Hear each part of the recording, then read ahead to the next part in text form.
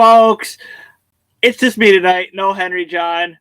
We're back. Well, I'm back with another episode of Burnt Rubber Racing. This time we're just going over some news and notes from the past week in the NASCAR world. And I think that's all explanation that we really need. Let's get into it after a fantastic Daytona 500. So, we all heard the story, or a lot of us heard the story of Penske and Roush Fenway Racing. They had their tires taken away after the duels. Well, turns out it was a big nothing doing. Penske and Roush Fenway Keselowski Racing, both no penalties whatsoever after they had their tires confiscated. No, NASCAR found nothing doing. There were reports that it was just because they were chrome, and it just didn't follow their color scheme that they were presented at the beginning of the year. So no foul play by the two teams there, as Austin Cindric would go on and obviously go on to win the Daytona 500. But we did see two tire penalties throughout the Daytona 500. The number 50 and the number 31 teams of Kaz Grala and Justin Haley both would see tires fall off during the race. Both teams will see their crew chief and two crew members gone for 4 weeks. It only said 4 weeks. We don't know if it's actual races that they are entered in, or if it's just 4 weeks from like Fontana, Las Vegas, Phoenix, Atlanta. I have not got confirmation from that yet. I don't know if any other journalist has gotten confirmation from that yet. There's going to be people who just follow along NASCAR, because I'm sure someone will have an answer for that soon.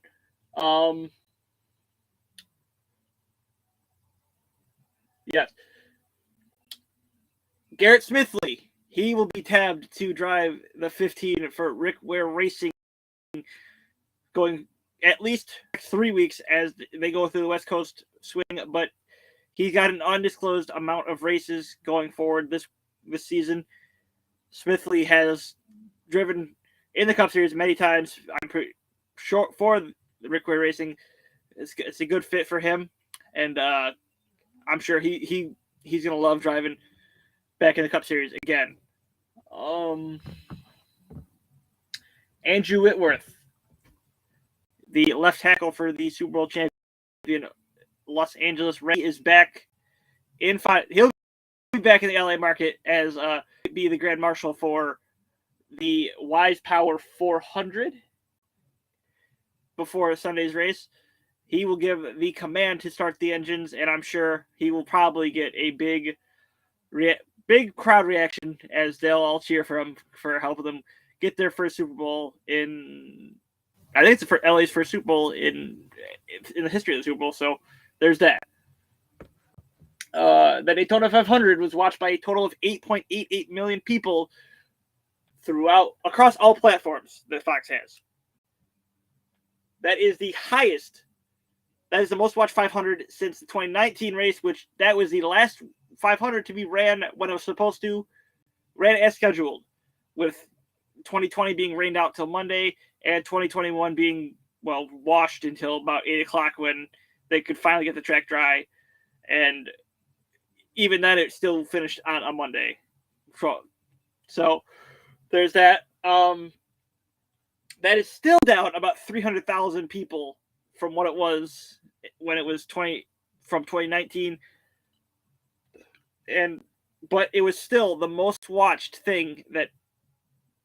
sports program over the weekend, beating out the NBA All-Star Game and the other Winter Olympics games, which that is a part of the reason why NASCAR thinks that they were down, is that in 2019 they didn't have to go up against the Olympics. In 2022 they did, and with the Olympics pulling in 2.4 million people on Sunday, could be a reason why NASCAR didn't have as high ratings. We will never know for sure, but that is what NASCAR is speculating.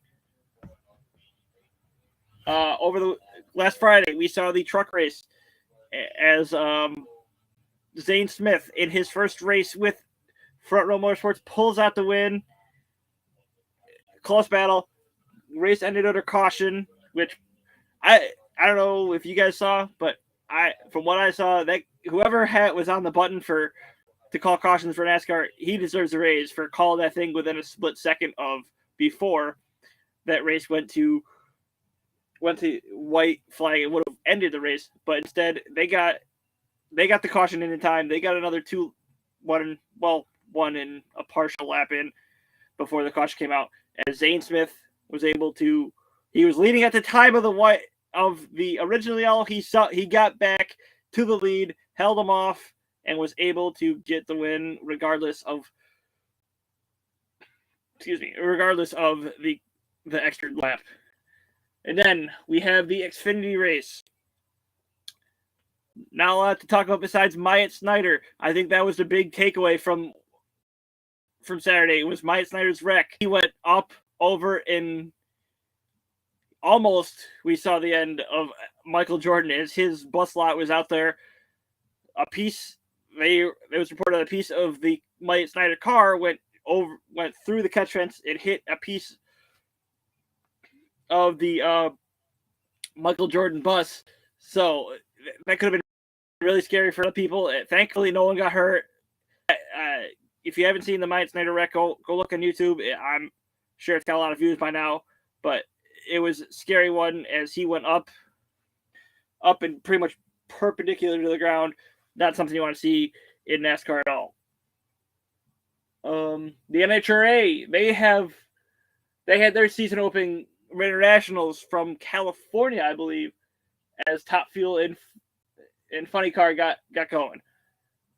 Justin Ashley defeated Austin Prock, and Robert Height beat Ron Capps. And then in the Pro Stock, Erica Enders won the All Elite Motorsports final over teammate Aaron Steinfeld, which that was the 900th race in Pro Stock race history. Then this week we have the NHRA Arizona Nationals, which will be the second event of the season. The final eliminations will air Sunday night, 7 o'clock on FS1.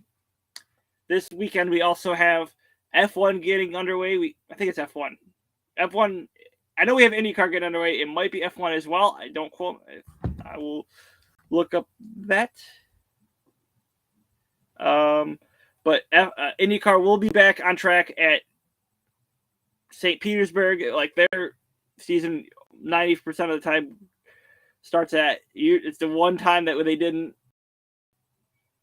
It was last year that they didn't start. No, it's 2 years ago due to COVID.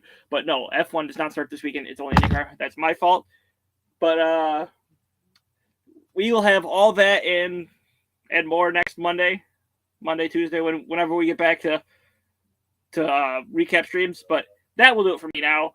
A quick little news and notes section here just to keep you guys in the loop of what's going on in the motorsports world. I have been Zach McAdoo, and thank you for tuning in.